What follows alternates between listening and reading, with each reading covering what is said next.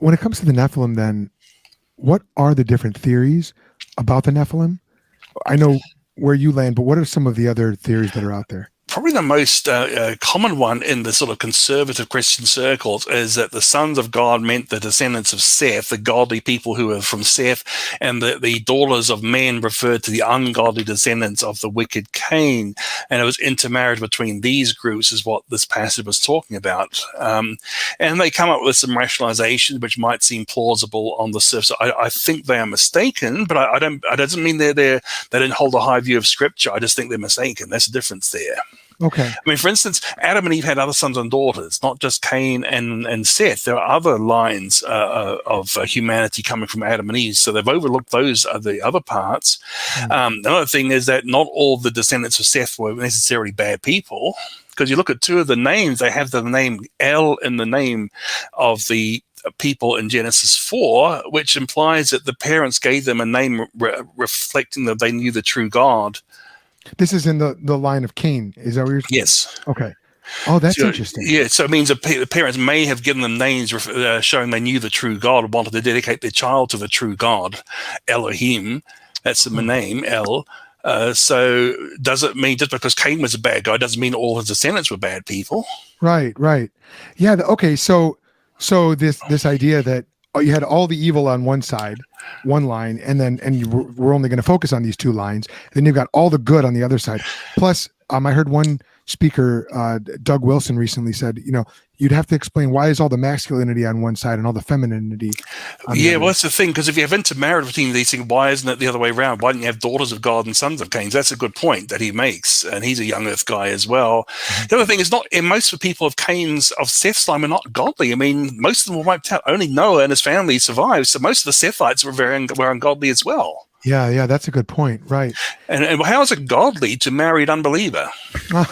That's true. So, yeah. I mean, I think it leads to a few more problems than it solves. That's a good point, because so where I've gone just to strengthen the case that I don't agree with, just so I can make sure that I could refute it, is you do have in ancient Israel, in like pre-exilic Israel, and maybe actually in post-exilic Israel too, you do have men who were marrying Canaanite women. Mm-hmm. And so you could say, well, that's the sons of God, daughter, and it's sort of an analogous thing there.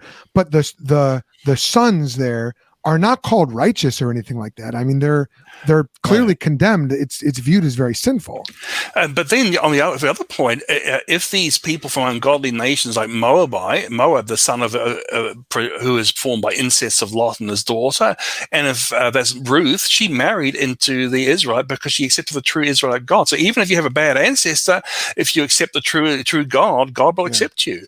Okay. And God accepted Ruth. I mean, Ruth is in the Messianic line. She's the ancestor of David, and therefore the ancestor of Jesus himself. And then you have Rahab the Canaanite, who was rewarded for hiding the Israelite spies. She's also in the Messianic line. Mm-hmm. So she was accepted as part of the Israelite commonwealth. She married an Israelite and became an ancestor of David and Jesus. Yes, and the Syrophoenician woman, even in the New Testament, who Jesus said, I haven't even seen faith like this in Israel. Talking about, she's a Canaanite woman. So, yeah. And the centurion as well, who just said, well, Jesus can do it. Don't bother disturbing him, because he can do it by a word of his power. And right. There's no Jew who had the faith of this Roman centurion, right? Yes. Okay, so that's good. Well, I'm convinced. I know not everyone's going to be convinced, but I think a lot of our listeners are still working through these. Okay, issues. The main argument you get is because Jesus said angels don't marry. Okay. Right. Yeah. But if you go carefully, he said he was talking about what would happen to people in heaven. People in heaven will be like angels in heaven and don't marry. But people on earth marry. So maybe these fallen angels also married. They were not supposed to. In fact, when you look at 2 Peter and Jude, it's very clear they were punished by being thrown into Tartarus, in chains in Tartarus, because of this evil deed they did. Yeah. And you look at what they say, it was like the sin of the Sodomites going after strange flesh. So what do he mean? If it doesn't mean Genesis 6, where these angels were going after human flesh, which they were not supposed to do, I don't know what it's supposed to mean. There's no reference to these New Testament passage if you throw out Genesis 6. Yeah. They dangle sort of rootlessly. What's he talking about? Unless he's talking about what the angels did to the human women, the strange flesh. Yeah. And if anything, you could view that with the way Jesus phrases it. He doesn't say they're like angels. They're like the angels in heaven, specifically the ones who did not leave, as Peter I think puts it. They did not leave their place of habitation. So Jesus is. You could even view it as he's actually specifically referring to the angels in heaven because he understands his audience knows. But there are some angels who are not in heaven. I'm not talking about those. We all know what happened to those. Yes. Those ones left their place of habitation. They went down. They had children with the daughters of men, and they are now in Tartarus, as you mentioned earlier. But there are some godly angels, like there's some godly angels who ate food with Abraham. So it means when you look at the angels, when they appear in the Bible, they always appear like men, never like women. They're always men. Mm-hmm. But then you got these three men who came to Abraham and they ate with him. So clearly when they do that, they have the ability to digest food. So maybe these ungodly ones had the ability to procreate too. I mean, that's the sort of thing. We don't really know much about them except that they can take on human form. Most of the time they're doing it for God as a messenger of God, but these angels were doing it as messengers of Satan, trying to corrupt the seed of the woman. That's what they were doing, and they were punished for it. Yeah. So, speaking of the physical abilities of angelic or spiritual beings, to what extent do you think that there was genetic manipulation going on in the antediluvian age? Not very much. I think I think it's a case of supernatural things. I don't think there's any natural genetic manipulation. I think there are two mistakes to make. Is that primitive people were stupid. That's one mistake. It's called chronological snobbery. The other mistake is to overestimate the abilities of the pre-ark people, because the reason science grew up in medieval Europe is because of the biblical worldview. You have this idea of a divine lawmaker and who made laws. He's a god of order, not the god of confusion. And that's why science grew up in the Middle Ages first, okay? Yeah. But the antediluvian civilization was not very godly. So they wouldn't have had science. I don't believe they would have had science. I mean, we look at what did Noah have to build his ark with? He had to use gopher wood. He didn't have a titanium alloy. Didn't have an outboard motor or hovercraft engines. He just had a floating box-shaped thing made of a wooden stuff with some pitch, which you get from boiling pine resin, not sort of Teflon or anything like that. Okay, so we can't overestimate what Noah had available. He had metal tools that we know of because some of Cain's people, descendants, invented metalworking. So he had that, but didn't have titanium alloys though. Well, so I wonder, are you familiar at all with some of the like Indian myths? I don't know if they're in the Vedas or what, where it talks about flying machines, vimanas, and Mercury-powered craft, and even what sounds like atomic bombs. Sand turning to glass and people's hair falling out and that kind of thing. I'm not familiar. Sorry, no. Okay. Sorry. That's fine. I wasn't sure if you'd looked into that because what you said was. It's a realization I think I've been coming to lately is prior to the flood, they would not have had science because science arose from the biblical worldview. Correct. So yeah, you're right. So how do they get now? What do you make of? Okay, maybe this answer is obvious. I'm speculating with you because I feel like if anyone's gonna have a good opinion on these, I think it'd be you. When it comes to the dinosaurs, hear me out on this. The dinosaurs are megalithic or megafauna. They're huge. Yes. Some of them, that's right. I know the average size was a lot smaller, but you do have some that are huge. And I know you've got megafauna of all kinds, not just reptilian. But some of these beasts seem to be like killing machines. You look at the T-Rex, you look at the Velociraptor and things. Do you think, when you get into some of the extra biblical literature, there's some evidence that it wasn't just human beings that were involved in this whole angelic travesty, but it might have been even the animal kingdom as well. Could that have produced giant animals in the same way that it I produced don't believe we men? need that. I think the dinosaurs are best explained as being creations of God. They were created originally vegetarian, but after the fall, they became killing. Some of them became killing machines. But I think they are natural. They were created. In fact, I've just completed a dinosaur book with Joel Tay, quite a major book on dinosaurs. That's the latest project I've been working on, and I think they're explained as created. They're amazing creations. I mean, I think you look at them and some of the amazing designs, the super composite armor of the Ankylosaurus, for instance, and you have super strong, even though the T-Rex muscles arms were tiny compared to the body, they could curl 400 pounds each. Okay, so they were not weak at all. And then you think of what it would have taken for a Brachiosaurus to pump blood up to to its brain,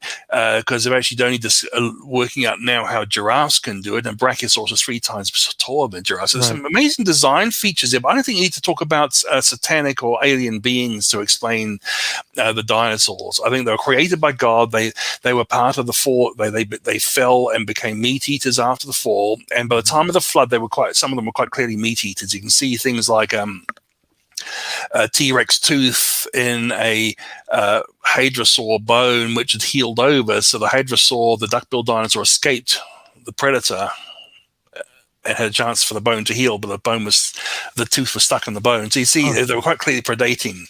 You can look at the dinosaur coprolites, the fossilized dung, which actually shows they were eating other animals by then. But that's 1,600 years after the creation.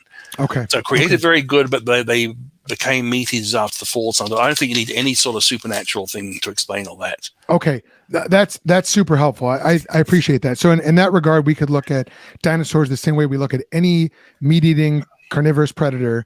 Yes. Originally created to not eat meat, not eat animals. Correct. But since the fall, showing different characteristics. Yep. Do you so the dinosaurs were not Nephilim beasts? No, absolutely not. No. Do you think that do we have evidence today? Do we perhaps have skeletal or fossilized evidence of the Nephilim? Could they be the Neanderthals in any way?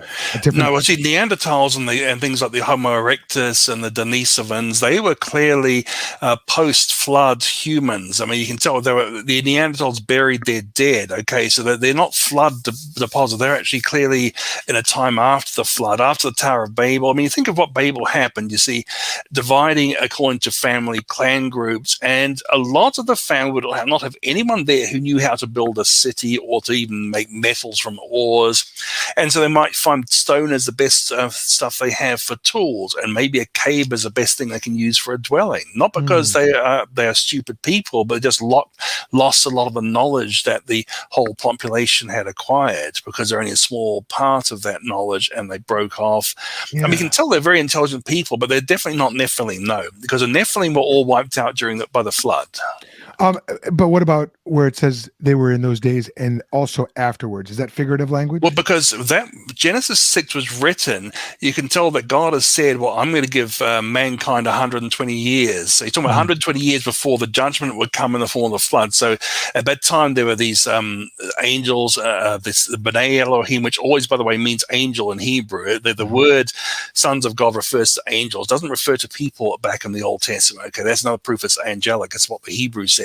But after that means up to the 120 years before the flood. Okay.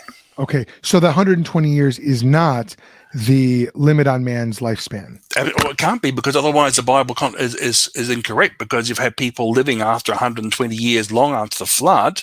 In fact, even into modern times, a lady called Jeanne Calment, a French lady last century, who lived to 122. Okay. And in fact, you've got even in the kings of the time of the kings, you have Jehoiada, who lived to 130. Oh, is that right? Yeah. So even that's a very exceptional thing. But you can look at the lifespan. There's still people living way past. I mean, Abraham lived to 175, Isaac to 180. Yeah. I think Jacob well past 140 something. I think, I can't remember off the top of my head. So you have people living past that time. Aaron the priest lived to 123, if I recall correctly. So it would mean the Bible's wrong, right? Which of course is not. Right.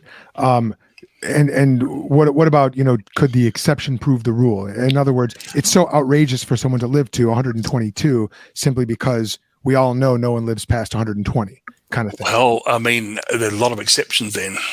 Okay. Well, I mean, look at Genesis 11. They're all, in fact, all the people in Genesis 11 live way past 120, and that's all after the flood.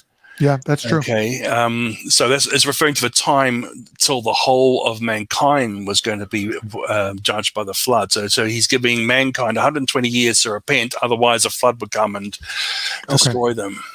Okay, so that's good. So 120 years refers to the time before the flood, and that would explain how it was that Scripture can say they were in the earth in those days and also afterwards. In other words, they were there, and then they were after God made his decree for the next 120 years. Correct. Thanks for watching this video. If you enjoyed it, please give it a like and subscribe to this channel. Here's a video that you should watch next. And if you really want to take your learning further, you need to know about the Hammer and Anvil Society, our premier discipleship community for Christian men. Learn more at thethink.institute/society. Until next time, I hope it made you think.